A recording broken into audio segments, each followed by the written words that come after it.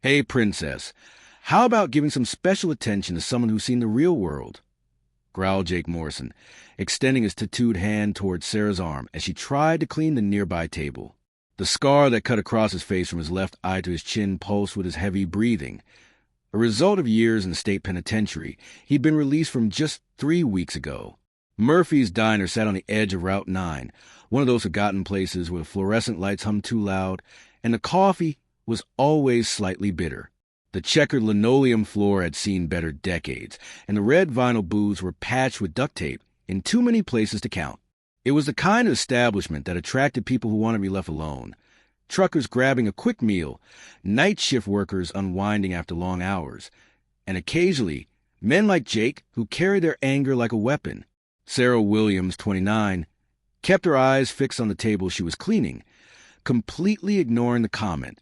She'd worked at Murphy's Diner for 2 years, long enough to recognize the type immediately. Her movements were efficient, practiced, wiped down the surface, stacked the salt and pepper shakers, checked for crumbs under the napkin dispenser. She developed a routine that kept her hands busy and her mind focused on anything other than the customers who saw her uniform as an invitation to assert their dominance. The diner held only 5 other people that night. A grizzled trucker named Pete nursed his 3rd cup of coffee in the corner booth, occasionally glancing up from his logbook with tired eyes that had seen too many miles. 2 construction workers, still dusty from their shift, shared a bass of fries and complained about their foreman. Behind the register, Mr. Murphy counted receipts with arthritic fingers, pretending not to notice the tension building near table 6. "Don't be shy," Jake insisted, grabbing her wrist forcefully. His grip was deliberate, designed to leave marks, a trick he'd learned in maximum security, where every interaction was a test of dominance. "I've done much worse things to girls much more arrogant than you." Sarah felt a familiar tightness in her chest, not from fear, but from the effort it took to suppress instincts that had been carved into her over years of training. She'd spent the last 3 years learning to be normal, to react like civilian women were supposed to react, with fear, with submission, with the understanding that men like Jake held all the power in situations like this. The entire restaurant stopped. Conversations died mid-sentence. Forks paused halfway to mouths, and even the ancient jukebox in the corner seemed to lower its volume. Pete's eyes sharpened, his hand moving instinctively toward the tire iron he kept beside his seat. The construction workers exchanged glances, calculating whether this was something they needed to get involved in or something they should pretend not to see. Everyone knew Jake Morrison had a reputation in town. 3 weeks out of Millfield State Penitentiary after serving 12 years for aggravated assault, and he'd already made sure people understood he hadn't been reformed by the experience. His presence carried a particular kind of menace that came from someone who'd learned to survive in cages with other predators. Sarah tried to pull away, but Jake gripped tighter, his callous fingers digging into her skin. "You know what your problem is? You think you're better than me, but I bet you've never faced anything real in your perfect little life."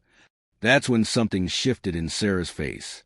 For just a split second, her carefully maintained mask of civilian helplessness slipped. Her eyes revealed something Jake couldn't identify. It wasn't fear, it wasn't anger. It was something much colder, much more controlled. It was a look of someone making calculations, assessing threats, determining responses. "Let me go," she said quietly, her voice carrying an undertone that made Jake hesitate without understanding why. "Or what?" He laughed, but the sound was forced, hollow. Something about her stillness unsettled him in a way he couldn't name. "Gonna call the police? Gonna cry?" The other customers were frozen, watching a scene that felt increasingly dangerous. Mr. Murphy's hand hovered over the phone behind the register, but experience had taught him that calling for help during these situations often made them worse. The nearest police station was 20 minutes away, too far to matter if things went bad quickly. In a movement born of pure malice and wounded pride, Jake grabbed her blouse collar with his free hand and pulled hard. The fabric gave way with a sharp tearing sound that echoed through the silent diner, buttons scattering across the floor like dice. He'd expected to see her crumble, to watch her scramble to cover herself while he enjoyed the power of having reduced her to shame and vulnerability. "Let's see if you still think you're so special now," he snarled, his voice thick with satisfaction. But what Jake saw made his smile disappear instantly. Etched into Sarah's skin, just below her collarbone, was a small number, 47. It wasn't a regular tattoo. It was marked into the skin like a scar, done with surgical precision. The lines were too clean, too deliberate to be anything amateur. Below the number, a sequence of letters that made Jake's blood run cold.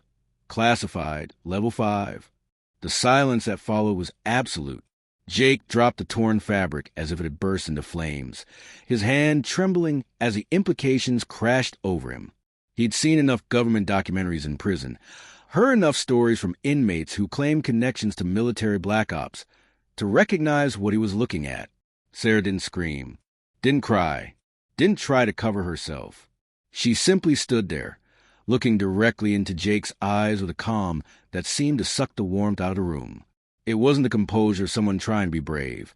It was the stillness of a predator that had been disturbed from rest and was now fully awake. As Jake instinctively backed away, his survival instincts finally overriding his pride, Sarah calmly adjusted the pieces of her torn blouse. The number 47 disappeared again under fabric, but the question remained in the air like a loaded gun. What did that marking mean? And why did a simple waitress carry secrets that seemed to belong to a much darker world than Murphy's Diner? If you're enjoying this story of unexpected twists, don't forget to subscribe to the channel to discover what kind of past a person needs to have to turn aggressor into prey with just one look. Jake's confusion quickly morphed into rage. In prison, showing weakness meant becoming prey, and he wasn't about to let some diner waitress make him look like a fool in front of witnesses. "What kind of sick joke is this?" he spat, pointing at where the marking had been visible. "You think some fake government tattoo is going to scare me? I've dealt with real killers, sweetheart." But even as he spoke, his voice carried a tremor he couldn't control. The way Sarah stood there, perfectly still, breathing controlled, eyes never leaving his, reminded him of something he'd tried to forget. In maximum security, there had been a few inmates who carried that same aura, the ones even the most violent criminals avoided, the ones who never talked about what they'd done before prison. Sarah slowly pulled her jacket from behind the counter and slipped it on, covering the torn blouse. "Your meal's on the house," she said quietly, "but I think you should leave now." Jake's face twisted with humiliation. A few minutes ago, he'd been in control, enjoying the fear he inspired. Now this woman was dismissing him like he was nothing. "You don't get to tell me what to do," he growled, slamming his fist on the counter. "I've been locked up for 12 years because of people like you, people who think they're better, who think they can judge me." What Jake didn't know was that Sarah had been watching him from the moment he walked in. She'd recognized the signs immediately. The way he scanned the room for exits, how he positioned himself with his back to the wall, the calculated aggression designed to establish dominance. These weren't random behaviors. They were survival instincts burned into someone by years of institutional violence. Sarah had seen it all before, in places much worse than any state prison. "I'm not judging you," Sarah replied, her voice carrying a strange gentleness that somehow made Jake angrier. "But you're making a mistake. The only mistake was you thinking you could play games with me," Jake snarled. He turned to the other customers, desperate to regain control. "You all saw that, right? Some kind of fake military thing she's got carved into her skin. Probably did it herself for attention." The trucker in the corner booth shifted uncomfortably. He'd served 2 tours in Afghanistan, and something about the woman's demeanor felt familiar, professional, alert, dangerous in a way that had nothing to do with aggression and everything to do with capability. Mr. Murphy finally spoke up from behind the register. "Jake, maybe you should just go home. Sarah's good people. She doesn't bother anyone." "Good people?" Jake laughed bitterly. "You know what good people did to me? They testified against me. They sent me away for protecting myself. And now this little princess thinks she can intimidate me with some parlor trick."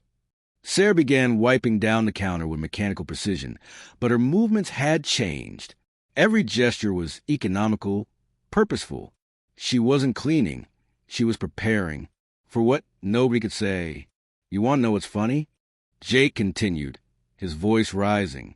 "I bet you've never even been in a real fight. Never had someone try to kill you. Never spent a night wondering if you'd wake up with Shiv in your back. For the first time since the confrontation began, Sarah looked directly at him. When she spoke, her words were so quiet everyone had to strain to hear them. "You're right about one thing, Jake. I have wondered if I'd wake up, but not because of shiv in my back." Something in her tone made Jake's blood run cold.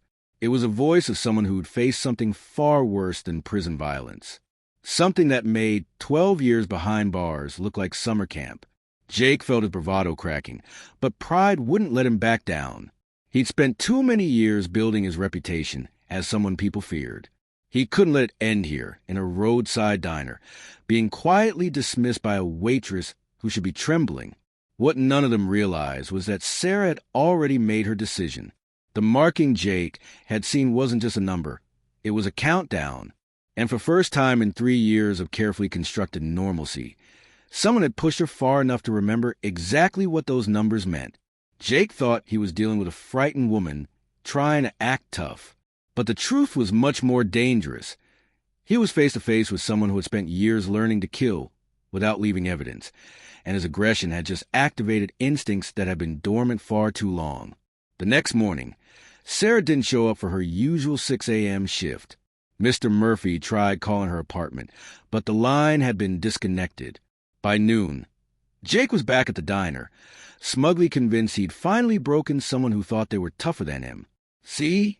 That's what happens when people try to act like something they're not," he bragged to anyone who'd listen. Little Miss Mysterious probably packed up and ran to the next town. What Jake didn't know was that Sarah had spent the night making phone calls to numbers she hadn't dialed in 3 years. Numbers that connected to people who didn't officially exist. The first call went to Marcus Chun, who answered on the second ring, despite it being 3 a.m. on the West Coast. "Sarah?" His voice carried immediate concern. "Please tell me you're not calling about what I think you're calling about. I need a favor, Marcus. Someone needs to learn what happens when they cross the wrong person." Marcus had worked with Sarah for 4 years in a program that officially never existed. He knew that tone in her voice.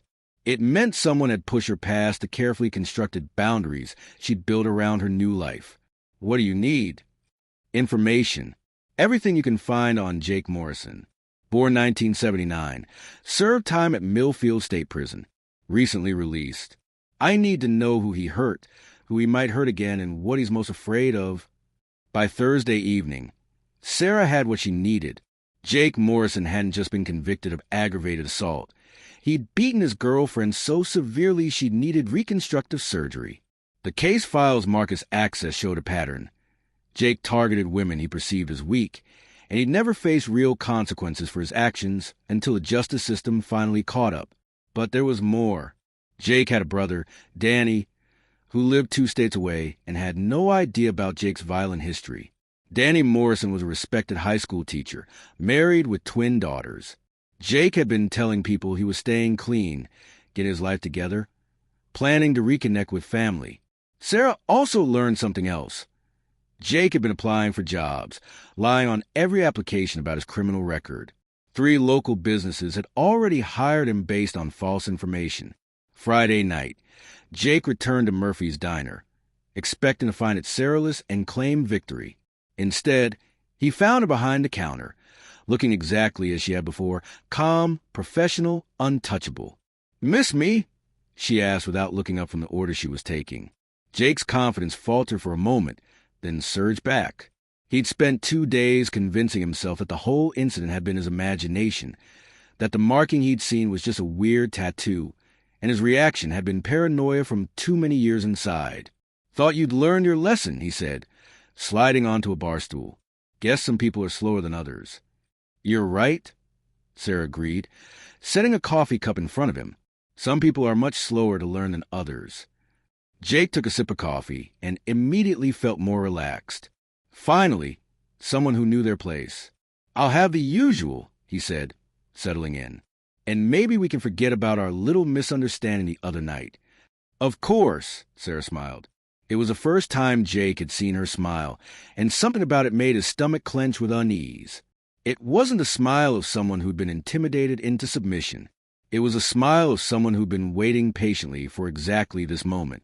Sarah disappeared into the kitchen, and Jake heard her talking quietly to someone on the phone. He couldn't make out the words, but her tone was businesslike, professional. When she returned, she was carrying a manila envelope along with his food. "I took the liberty of looking into some things," she said, placing both the plate and envelope in front of him. "I think you'll find it interesting reading." Jake opened the envelope and found copies of newspaper articles, court records, and photographs. His own face stared back at him from a police booking photo, alongside headlines about a conviction. But that wasn't what made his blood run cold. Mixing with his own records were photos of Danny's family, his brother's address, the school where Danny worked, even pictures of the twin girls at their soccer game last weekend. "How did you—" Jake started, but Sarah cut him off. "The real question isn't how I got this information," she said quietly. "The question is what I plan to do with it, and whether you're smart enough to understand that you picked the wrong person to play games with." Jake's hands were shaking as he flipped through the papers. This was impossible. How could a waitress in a roadside diner have access to this kind of information? How did she even know he had family? For the first time since his release, Jake Morrison felt genuine fear. Not the adrenaline rush of a prison fight, or the calculated violence of the streets. This was something different. The cold realization that he'd stumbled into something far beyond his understanding, and the person sitting across from him held all the cards. Sarah had spent 3 years building a quiet life, but Jake had reminded her of something important. Some people only understand one language, and she was fluent in ways he couldn't even imagine. Jake's face went from confusion to rage to something approaching terror as he realized the implications of what he was holding. "This is impossible. You can't just... How did you get photos of my family?" "The same way I got this," Sarah said calmly, sliding her phone across the counter. The screen showed an active 3-way call. Danny Morrison and Principal Martinez from Westfield High School were both on the line. Jake's blood turned to ice as he heard his brother's voice through the speaker. "I'm sorry, Principal Martinez, but if what this woman is telling us is true, I had no idea about Jake's criminal record. He told me he'd been working construction in another state." "Mr. Morrison," came the principal's voice, "we take the safety of our students very seriously. If your brother has been around school events without proper background checks—" "Wait!" Jake lunged for the phone, but Sarah calmly ended the call. "Too late," she said. "Danny now knows exactly who you really are. So does his principal, his wife, and the parents' committee at his daughter's school. Funny how quickly trust evaporates when people learn the truth." Jake's world began crashing around him. Danny was the only family member who'd still spoken to him, the only person who believed he could change. His relationship with his brother had been the one thing keeping him from sliding back into the violent life that had consumed him before prison. "You destroyed my family," he whispered, the fight draining out of him. "No, Jake, you destroyed your family the moment you chose to lie to them about who you are." Sarah's voice remained steady, professional. "But we're not done yet." She pulled out a tablet and turned it toward him. The screen showed Jake's employment applications from the past month. Henderson's Auto Shop, Miller Construction, and Pete's Trucking Company. Each application contained the same lies about his clean record. "I've already sent copies of your real criminal history to all 3 employers," Sarah continued, "along with evidence that you falsified your applications. That's a felony, by the way. Fraudulent misrepresentation to gain employment." Jake watched helplessly as his phone began buzzing with calls from the companies that had hired him. One by one, they were firing him and threatening legal action for deception. "Why are you doing this to me?" Jake's voice broke. "I served my time. I was trying to start over." "Were you?" Sarah asked. "Because from what I can see, you were doing exactly what you've always done, hurting people and lying about it. The only difference is now you're hurting women in diners instead of in your apartment." Sarah's phone buzzed with a text message. She glanced at it and smiled that same unsettling smile that had terrified Jake days earlier. "Oh, and there's one more thing. It seems your parole officer received an anonymous tip about your recent behavior. Apparently, there's security camera footage from this diner showing you assaulting a female employee. That's a violation of your parole terms." Jake's face went completely white. Returning to prison meant going back to maximum security, back to violence, and fear he'd barely survived the first time. But this time, everyone would know he'd been sent back for attacking a woman, the one thing that even hardened criminals despised. "Please," he whispered. "I'll leave town. I'll disappear. You'll never see me again." "You're right about that," Sarah said. "You will disappear. But not because I'm letting you run away to terrorize women somewhere else." She stood up and walked around the counter until she was standing directly in front of him. For the first time, Jake could see her clearly, not as a victim to intimidate, but as she really was. The way she moved, the controlled breathing, the absolute stillness that came before decisive action. This wasn't a waitress who'd gotten lucky with some information. This was a predator who'd been playing with her prey. The marking you saw isn't a tattoo, Jake. It's a reminder. Number 47 was my last official assignment before I retired from a job you couldn't even imagine. And you just gave me a reason to remember exactly what I used to be very, very good at. Jake realized he wasn't just looking at prison time or family destruction. He was looking at someone who had spent years being the nightmare that people like him never saw coming. Someone who had turned dismantling lives into an art form. As the sirens grew louder in the distance, Sarah's call to police had been made hours ago. Jake understood that his 3 weeks of freedom had been an illusion. He'd been marked for destruction from the moment he decided to target the wrong woman. The question that would haunt him through his return to maximum security wasn't what Sarah had been before becoming a waitress. It was how many other quiet, unassuming people were walking around with the skills to destroy someone completely, waiting for the right person to give them a reason. 6 months later, Sarah was still working at Murphy's Diner, but everything had changed. Word of what had happened to Jake Morrison spread to the small town like wildfire, though most people didn't know the full extent of Sarah's involvement. They just knew that the man who terrorized local businesses and threatened women had disappeared back into the prison system where he belonged. Jake was serving an additional 8 years for parole violation, fraud, and assault. His cellmate was a man who'd heard about his reputation for attacking women. Prison justice had its own way of dealing with predators. The brother he'd lost, the respect he craved, the fresh start he claimed to want, all of it was gone, destroyed by his own choices and Sarah's methodical execution of consequences. But Sarah's life had taken an unexpected turn. Mr. Murphy had quietly offered her a partnership in the diner after learning she had business experience he'd never suspected. The customers who'd witnessed Jake's destruction began treating her with a mixture of respect and curiosity. They didn't know exactly what she was capable of, but they knew it was more than serving coffee and taking orders. Marcus Chin visited once, driving through town on what he claimed was a cross-country trip. Over coffee, he asked if she missed the old life. "Some people think justice is about punishment," Sarah had told him, watching the sunrise through the diner windows. "But real justice is about making sure the right consequences find the right people at the right time." The trucker who'd witnessed the original confrontation became a regular customer, always respectful, always polite. He'd seen enough combat to recognize a fellow warrior, regardless of what uniform they'd worn or what battles they'd fought. Even the local police chief, who'd processed Jake's arrest, had developed a habit of stopping by for coffee during Sarah's shifts. He never asked questions about her background, but his presence sent a clear message to anyone who might consider causing trouble. This woman had allies, and they were paying attention. Sarah had learned something important through the whole experience. She'd spent 3 years trying to disappear, to become invisible, to leave her past behind. But some skills weren't meant to be buried. They were meant to be used wisely, to protect people who couldn't protect themselves, to ensure that predators like Jake faced consequences for their actions. The diner became a safe space in ways that went beyond the obvious. Women traveling alone knew they could stop there without worry. Men who might otherwise cause problems found themselves inexplicably choosing different establishments. Word spread quietly through networks that mattered. Murphy's Diner was under protection by someone who shouldn't be tested. Sarah never spoke about what she'd been before becoming a waitress, and she never had to.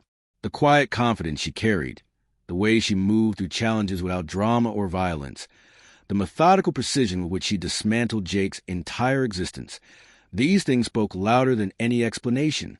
She discovered that the best revenge wasn't about inflicting pain or humiliation. It was about ensuring that dangerous people faced the full weight of their own actions, amplified by someone who understood how to make consequences stick. Jake had destroyed himself. Sarah had simply made sure the destruction was complete and permanent.